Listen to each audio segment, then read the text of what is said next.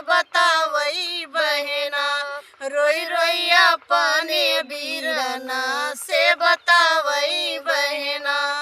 यहाँ वहाँ कई के गैला घड़िया न लैला, यहाँ वहाँ कई के गैला घड़िया न लैला।